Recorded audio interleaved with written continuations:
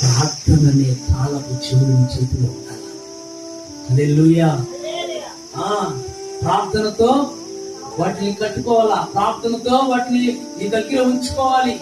ప్రతిరోజు ప్రార్థించాలి, ప్రతిరోజు అయ్యా వాక్యం పోకూడదు, పరిశుద్ధాత్మలో నుంచి వెళ్ళకూడదు అన్నట్ట ప్రార్థన అనే అనుభవం నీకు రావాలి.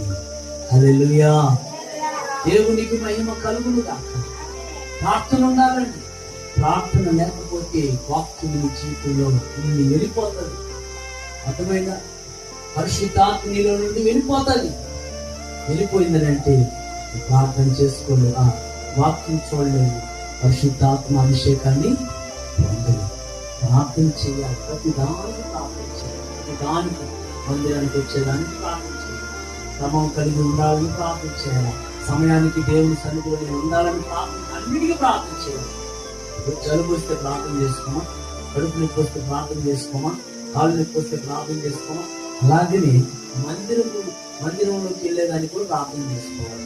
దేవుడి సన్నిధిలో ఎదగడానికి ప్రార్థన చేసుకోవాలి. దేవునితో గడపడానికి ప్రార్థన చేసుకోవాలి.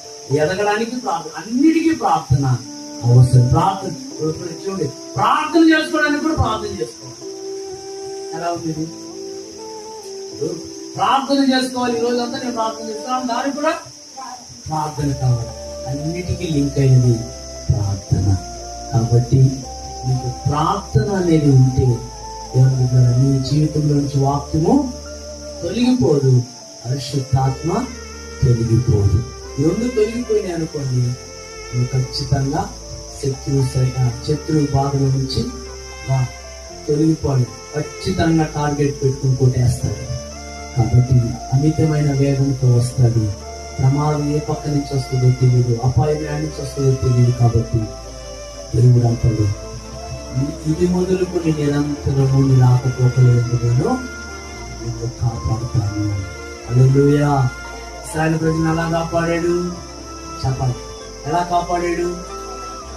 పగటి వేళ మేఘ స్తంభము గాను, రాత్రి వేళ అగ్ని స్తంభము గాను. దానికి మనం ఏం చెప్పుకున్నాము? ఒకటి వాక్యము, రెండు పరిశుద్ధాత్మ. ఒక పక్క వాక్యం ఉంటే ఒక పక్క పరిశుద్ధాత్మ అనే అభిషేకం ఉంది. వాటి రెండిటి మధ్యన మనం ఉన్నప్పుడు కాపాడబడతాం.